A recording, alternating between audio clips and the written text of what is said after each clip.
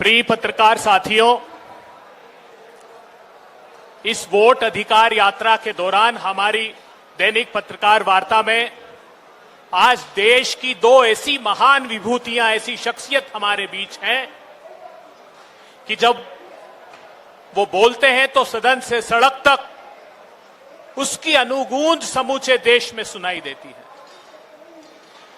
हमारी एक शख्सियत है जो घोरतम अंधियार में भी, रण क्षेत्र में भी उनकी प्रदीप्ति समूचे अंधकार को समाप्त कर देती है। ऐसे रणदीप जी जो राहुल गांधी जी के ऐसे सामाजिक न्याय के प्रशस्त मार्ग पर चल रहे हैं जिससे समूचे देश में क्रांतिकारी परिवर्तन आने वाला है। आरजेडी के सांसद मनोज झा साहब जब बोलते हैं तो सरकार के पैरों के तले जमीन खसका देते हैं। आज दो महान विभूतियां हमारे साथ हैं। हमारे साथ कम्युनिकेशन डिपार्टमेंट के प्रमुख राजेश राठौर जी कांग्रेस पार्टी के, और सिंह जी हमारे साथ, शक्ति यादव जी हमारे साथ हैं। कम्युनिकेशन डिपार्टमेंट के हमारे chief media coordinator Sanjeev Singh ji हैं और प्रवीण कुशवाहा जी हैं। मैं बगैर विलंब किए रणदीप सुरजेवाला जी से अनुरोध करता हूं कि पत्रकार वार्ता को संबोधित। और राम आंवला जी भी है, रमिंदर आंवला जी भी हैं जो पंजाब से आए हैं, पूर्व एमएलए हैं। मैं रणदीप सुरजेवाला जी से अनुरोध करता हूं कि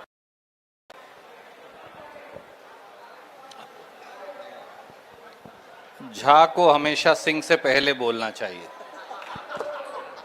खैर, शुक्रिया।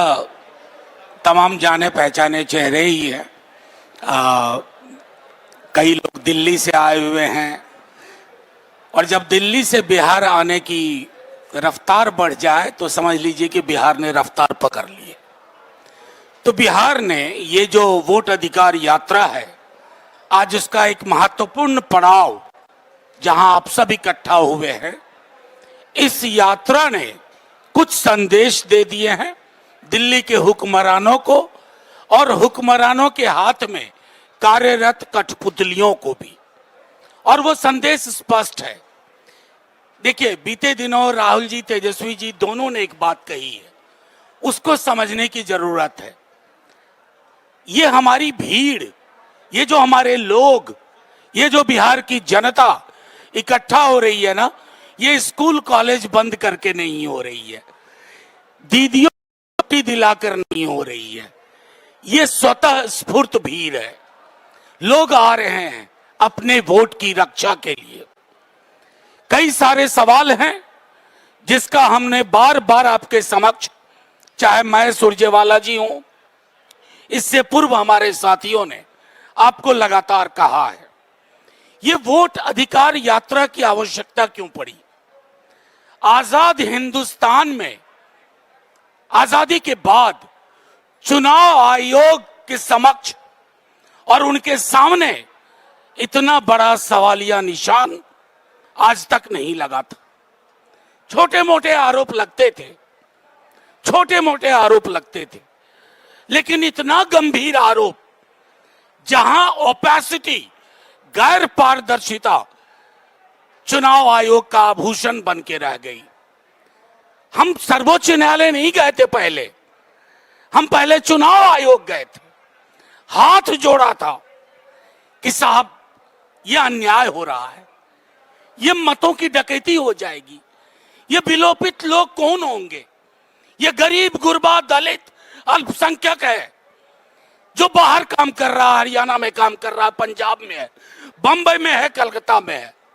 आप उसको 1 महीने के भीतर दस्तावेज जुटाओ अभियान, वो भी दस्तावेज, तमाम 11 दस्तावेजों में बिहार में सैचुरेशन 20% से ज्यादा किसी का नहीं, 86% आधार का था। आप माने नहीं। हम सर्वोच्च न्यायालय गए तमाम लोग, और वहां से हमें धीरे धीरे रिलीफ मिली। जिन चीजों पर पाबंदी लगाई थी चुनाव आयोग ने, वो पाबंदियां धीरे धीरे खुली। फिर भी हठधर्मिता और अहंकार इस तरह का कि आधार को नहीं मानेंगे। फिर तीसरी सुनवाई में जब कहा गया तो 65 लाख का वर्गीकृत आंकड़ा भी देंगे और आधार भी लेंगे। लेकिन सुप्रीम कोर्ट के ऑब्जर्वेशन में, सर्वोच्च न्यायालय के ऑब्जर्वेशन में था कि ना सिर्फ 65 लाख, 7,24,000 में भी आधार को 12वां दस्तावेज माना जाए। लेकिन मैं बता नहीं सकता कितनी दिक्कतें हो रही हैं। बीएलओ जाते हैं, बीएलओ कहते हैं कल आना, बीएलओ ले लेते हैं कागज, पावती नहीं देते हैं। कल हमने 1-2 चीजें ट्विटर पे डाली, 1-2 विसंगति। उसके बाद तमाम डीएम को निर्देश किया गया कि फर्ज करो, दबाओ, सार्वजनिक दो, ताकि उच्च न्यायालय में ये कह सकें कि 98, 99, 99.5%।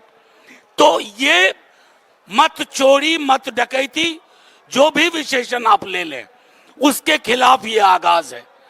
ये आगाज राजनीति के लिए नहीं शुरू हुआ था, ये आगाज लोगों के साथ खड़े रहने से शुरू हुआ। राहुल जी, तेजस्वी जी, तमाम महागठबंधन के लोग साथ में संदेश भी जा रहा है। बार बार तेजस्वी जी ने कहा कि ये चुनाव सरकार बदलने का नहीं है, सरोकार बदलने का है। ये चुनाव बिहार को कॉस्मेटिक चेंज नहीं, फंडामेंटल शिफ्ट, चाहे रोजगार का सवाल हो, नौकरी का सवाल हो, अब वो बिहार के विमर्श में है। हम मिथिलांचल में बैठे हुए हैं, हमारे महागठबंधन ने, तेजस्वी जी ने घोषणा किया कि मिथिलांचल के लिए एक ऑटोनोमस विकास बोर्ड का गठन होगा। सिमिलरली सीमांचल विकास बोर्ड का गठन होगा, ताकि ये जो इलाके जहां से पलायन भी ज्यादा है, जहां रोजगार की कमी है, जहां गरीबी भी ज्यादा है, वहां सरकार दिखे, सरकार के सरोकार दिखे। और मेरा सीधे तौर पे ये कहना है आखिरी में आप लोगों से कि मैं दोहरा रहा हूं, ये यात्रा जो चल रही है ना, ये एक पड़ाव पे पहुंचेगी, लेकिन इसकी मंजिल नवंबर का महीना है। नवंबर के महीने में बिहार अपनी मंजिल हासिल करेगा। महागठबंधन आप सबके माध्यम से ये वादा है कि जुमले की सरकार नहीं, हालांकि जुमला आजकल खतरनाक हो गया है। अमित शाह जी प्रधानमंत्री जी के लिए बोले तो वो नहीं खतरनाक है, तेजस्वी जी बोल दें तो महाराष्ट्र में मुकदमा, दिल्ली में मुकदमा, यूपी में मुकदमा। तो आखिर में मैं आप सबके माध्यम से, रणदीप भाई को देने से पहले हम आपके सवाल भी लेंगे, लेकिन महत्वपूर्ण यह है कि ये जानिए कि ये यात्रा एक पड़ाव, एक तारीख को हासिल करेगी। लेकिन इसने जो प्रश्न खड़े किए हैं संविधान, मतदान को लेकर के, वो प्रश्न नीचे नहीं जाएंगे और वो अपनी मंजिल हासिल करेंगे। एक गरीब, दलित, पिछड़ा, अल्पसंख्यक, किसी का वोट कटा, कोई भी बेदखल किया गया, तो उस बेदखली के खिलाफ ये आंदोलन जलजला पैदा करेगा।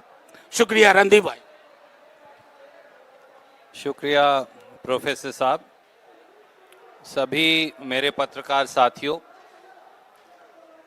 जैसा प्रोफेसर साहब ने कहा, देश और बिहार में अब एक नए नारे की गूंज सुनाई देती है, और वो नारा है वोट चोर गद्दी छोड़। ये नारा बिहार नहीं, पूरे देश का नारा बन चुका है। श्री राहुल गांधी जी की वोट अधिकार यात्रा, राहुल जी और तेजस्वी जी का साथ, महागठबंधन की ये वोट अधिकार यात्रा, ये एक नई क्रांति का आगाज है। आए दिन वोट चोरी के नए खुलासे बिहार में उजागर हो रहे हैं।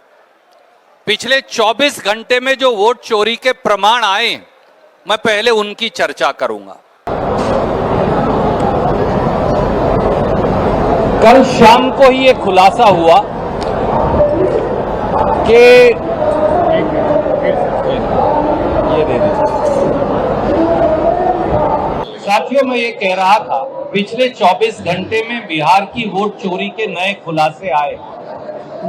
कल शाम ही हमारे सामने आया कि 3 ऐसी विधानसभा हैं, पीपरा, बगहा और मोतिहारी, जहां 3,590 ऐसे केस सामने आए हैं, जहां 20 से ज्यादा वोट, लगभग 80,000 वोट इस प्रकार से शंका के घेरे में या फर्जीवाड़े के घेरे में पाए गए। उसके 2 उदाहरण मैं आपको दूंगा। गांव गलीमपुर, पीपरा विधानसभा, बूथ नंबर 320, मकान नंबर 39, कुल वोटर संख्या 459, यानी एक मकान में 459 वोटर पाए गए।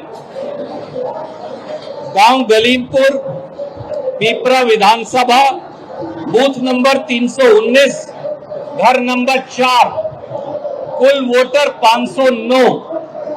और सामाजिक समरसता की भी बड़ी कमाल की मिसाल है। हमारे दलित भाई, ब्राह्मण भाई, वैश्य भाई सब एक घर के अंदर रह रहे हैं, अलग अलग धर्म और जातियों के लोग। कौन सा ऐसा घर है जहां 509 लोग रह सकते हैं, ये अभी भी संशय के घेरे में। एक और छोटा सा उदाहरण,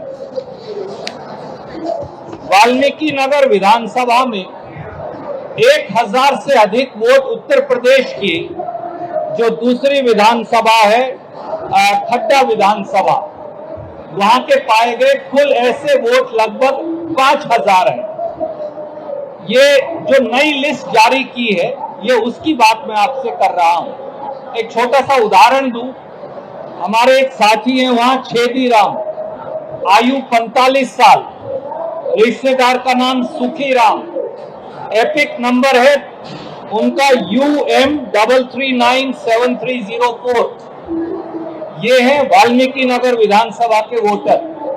पड़ोस में खड्डा विधानसभा है यूपी की, उसमें भी छेदी राम, आयु 45 साल, रिश्तेदार का नाम सुखी राम, एपिक नंबर है PWZ3526795। तो एक ही वोटर है, केवल एपिक नंबर बदल जाता है। तो 2 ये बड़े फ्रॉड पिछले 24 घंटे में सामने आए हैं, उस लिस्ट से जो चुनाव आयोग कह रहा है कि हमने ठीक से बनाई है। ये अपने आप में उनकी झूठ को साबित करता है। साथियों, जब हम चुनाव आयोग में गए, जिसकी चर्चा प्रोफेसर साहब कर रहे थे, तब तक तो कोई स्पेशल इंटेंसिव रिवीजन नहीं हुआ था, पर मुख्य चुनाव आयुक्त ने तब ये कहा, और ये गवाह है, कि 20% वोट काट दी जाएंगी या कट जाएंगी।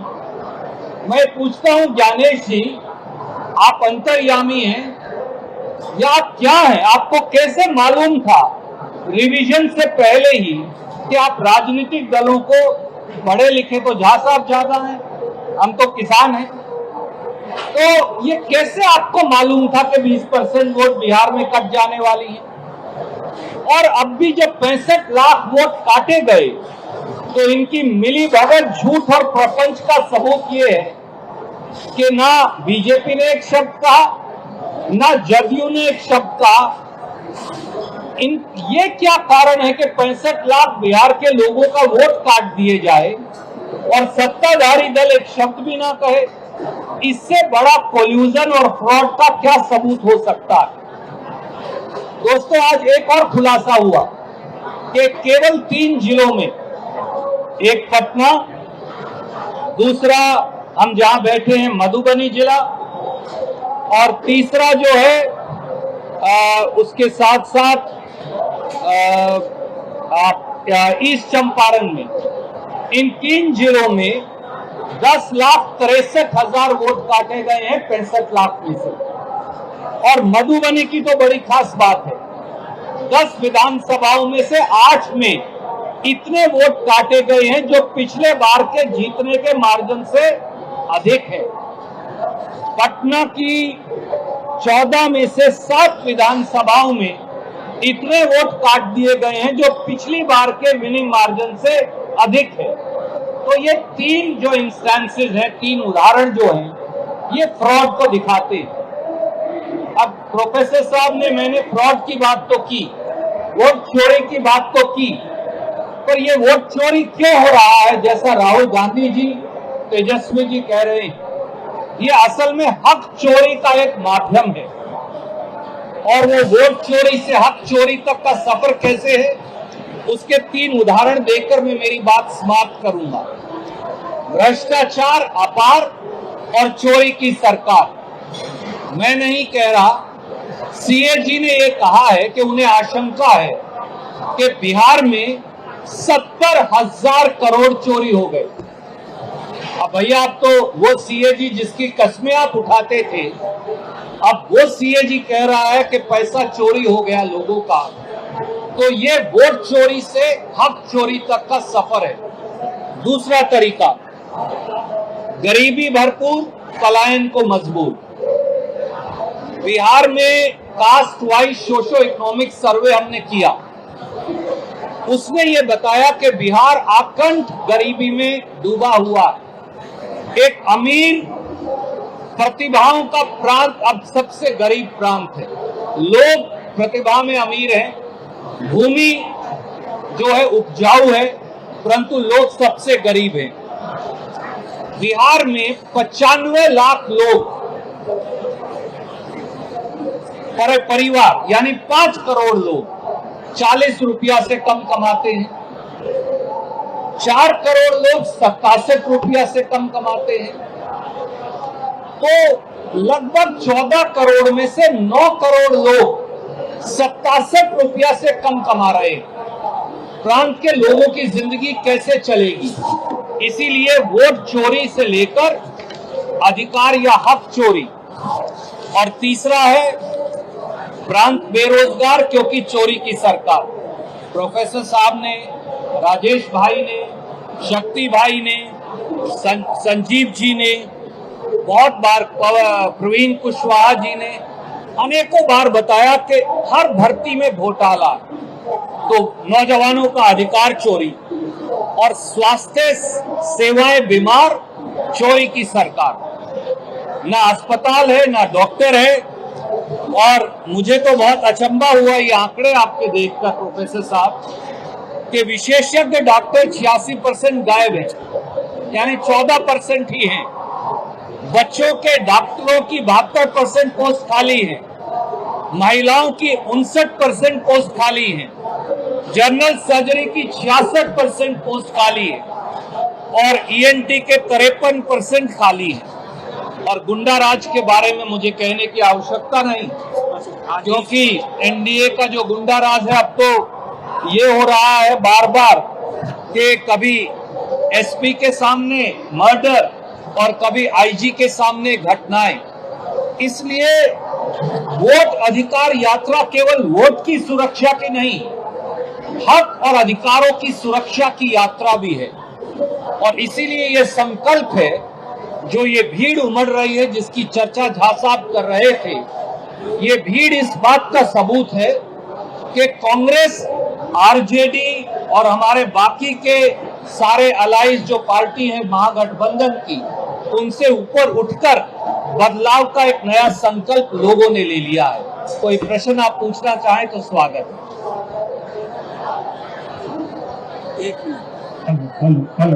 ये माइक दे दो, उधर दे दो।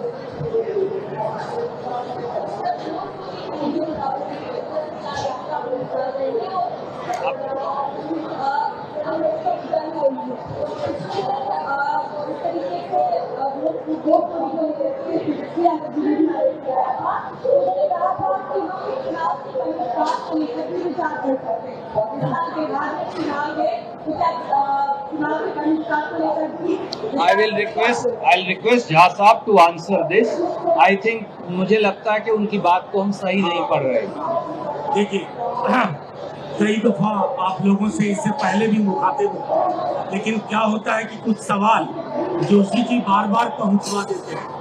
तो मैं सिर्फ इतना कहना चाहूंगा कि उन्होंने अपनी मर्जी से नहीं कहा, क्षोभ और पीड़ा में कहा। आप लोगों के वोट काट रहे, फिर चुनाव क्यों करवा रहे?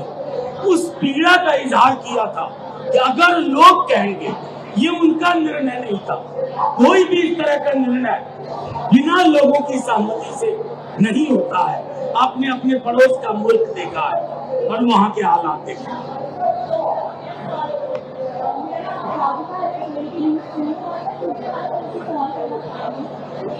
आपको कांग्रेस का भी कहा जाता है और बिहार कांग्रेस की कमजोर होती जा रही है। वोट का यात्रा हो आप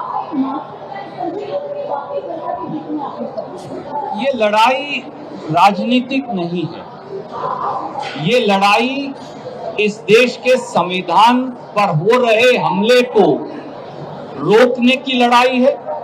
ये लड़ाई लोकतंत्र मूल्यों को बचाने की लड़ाई है। ये लड़ाई बिहार सहित पूरे देश की जनता की लड़ाई है। देखिए, बिहार ने स्वतंत्रता संग्राम से लेकर आज तक हमेशा दुनिया और देश को रास्ता दिखाया है। बिहार से जो आज जंग की जो गूंज उठेगी वो अब पूरे देश में जाएगी। और जब भाजपा और उसके मित्र दल लोगों के अधिकारों का हनन करेंगे, संविधान को बुलडोजर के नीचे रोंदने की साजिश करेंगे, गरीब, दलित, पिछड़े, आदिवासी, अल्पसंख्यक, नौजवान, महिला, किसान, जब उनके अधिकारों पर हमला होगा तो ऐसी ही अधिकार यात्रा वो आगे बढ़कर आएगी। इसके आगे जरूर कांग्रेस, आरजेडी, साहनी साहब, सीपीआई-एमएल, सीपीआई और हमारे दूसरे साथी हैं, पर हमारे अंदर आवाज जो है वो बिहार और देश के लोगों की है। एक मिनट सवाल में आपकी नजर में गुनहगार हम भी थे तो थोड़ा मैं बता दूं। कांग्रेस की सबसे पुरानी अलायंस पार्टी है राष्ट्रीय जनता दल, सबसे पुरानी और कंसिस्टेंट, और हमारा संबंध बुनियादी मुद्दों से। ये एक ऐसा मुद्दा है ना कि जो इंडिया ब्लॉक में नहीं थे वो भी साथ है। तो दो नैसर्गिक साथियों के बीच में ये प्रतिस्पर्धा का नहीं, प्रतिबद्धता का मामला है। Can we go and I'll come, we'll come back to you. आते वापिस जनता के बीच में जाती है, करने की कोशिश कर रही है और जो लोगों के बीच जनता है कि आपने उनके भाषण में काम करते हैं, लेकिन जमीन देखिए, मेरा सीधे तौर पे एक बात कहना है, कुछ शिकायतें जो होती हैं उन शिकायतों में वो बेदम है। लेकिन जब मैं कह रहा था कि इस बार महागठबंधन सिर्फ सरकार नहीं बदल रहा है, बड़ी आसानी से मैं कह सकता था कि सरोकार बदल रहे हैं, तौर तरीका बदलेगा और ऐसा बदलेगा कि आने वाली कई पीढ़ियां स्मरण करेंगी कि 25 का मतलब क्या। तो आप लोग वोट चोरी का मसला उठा रहे हैं। बीजेपी का कहना है, अमित मालवीय ने कहा है कि लास्ट 35 इलेक्शन में 2024 जनरल इलेक्शन में कांग्रेस सबसे ज्यादा वोट हासिल की है। जिस दौर में सबसे ज्यादा वोट कांग्रेस हासिल की है उसी दौर में वोट चोरी का आरोप क्यों लगा लिए? पता नहीं इतनी गंभीरता से आप जैसी प्रतिष्ठित एजेंसी उनके बयान को कैसे लेती है, मुझे सुनना होगा। तो भाजपा में मैं सुनूंगा कि जो भैंस मंगलसूत्र मुजरा बोलते हैं उनका इस पर क्या कहना। मेरा सवाल बीजेपी की ओर से ये शुरुआत कर दी गई कहने की कि जो यात्रा है राहुल गांधी और तेजस्वी यादव वो कल सीतामढ़ी पहुंच गए, तो उनका कहना है कि राम मंदिर को गए ये लोग बहाने बना दिए और अब सीता माता के मंदिर भी शायद दोनों नहीं जाएंगे, फिर कोई बहाना बना देंगे, क्योंकि ये दोनों ही तेजस्वी और राहुल गांधी, प्रियंका गांधी, ये राम गांधी विरोधी। क्या मैं ये माइक ले सकता हूँ? इसकी आवाज थोड़ी अच्छी है क्योंकि आप दोनों ने हाथ लगाया तो अच्छी हो। विक्रांत जी, भगवान श्री राम तो कण कण में है, वो तो हर मन में है। राम तो शबरी के है, राम तो गरीब की झोपड़ी में टिमटिमाता हुआ दिया है। राम तो प्रेम है, राम तो कर्तव्य है, राम तो प्रेरणा है, राम कुर्बानी है, राम सब कुछ न्योछावर कर देना है वचन की मर्यादा के लिए। तो ये वोट अधिकार यात्रा क्या है? ये मर्यादा की रक्षा की यात्रा है, संविधान की सुरक्षा की यात्रा है, जनता के समर्थन की यात्रा है। अगर इस देश में चुनने और चुने जाने का अधिकार ही छीन लिया जाएगा तो राम के रास्ते पर चलेंगे कैसे? इसलिए जो राहुल गांधी कर रहे हैं, जो तेजस्वी यादव कर रहे हैं, वही भगवान श्री राम के राम राज्य की असली परिकल्पना। एक मिनट, नहीं, मैं आपको सीधे तौर पे कहता हूँ, थोड़ा मुझको कल्पना करने दीजिए। अगर भगवान मर्यादा पुरुषोत्तम श्री राम पृथ्वी पे आए माता जानकी के साथ, तो 7 लोग कल्याण मार्ग पर धर्म देने बैठे, समझ गए? राम मर्यादा पुरुषोत्तम थे, उनको राजनीतिक इस्तेमाल नहीं, श्रद्धा है, अंदर है, देश के लिए, भगवान के लिए हम श्रद्धा को आस्तीन पे बांध के नहीं चलते। और एक आखिरी में याद दिलाना चाहूंगा पत्रकार मित्रों को, ये वही भाजपा तो है। आपका मैं दोनों का ध्यान चाहूंगा विक्रांत जी, ये वही भाजपा तो है। आप याद करिए, आप उस पत्रकार गोष्ठी में थे।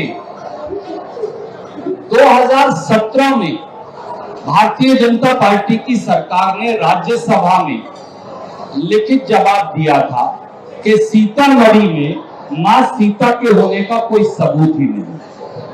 ये वो नास्तिक लोग हैं जो कभी मां सीता के अस्तित्व को नकारते हैं और कभी भगवान श्री राम की नीतियों का दुरुपयोग खुद के राजनीतिक वोट बटोरने के लिए करते हैं।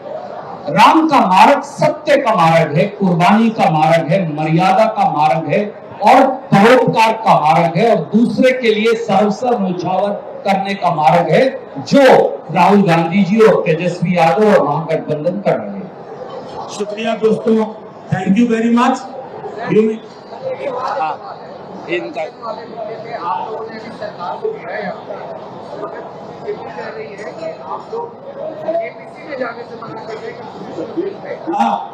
मैं पक्ष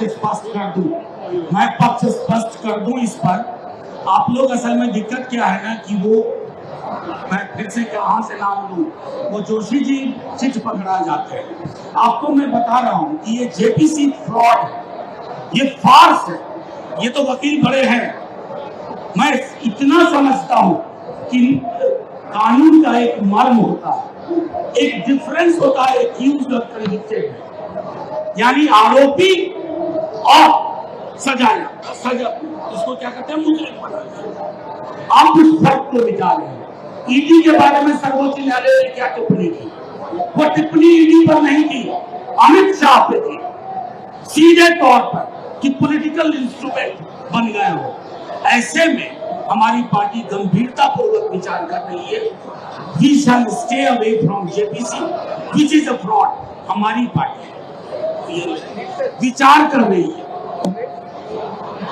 आदरणीय साथी, जो कानून श्रीमान अमित शाह लेकर आए हैं, वो कानून हर चुनी हुई विपक्ष की सरकार को गिराने का एक हथियार और औजार बनाने का षड्यंत्र है।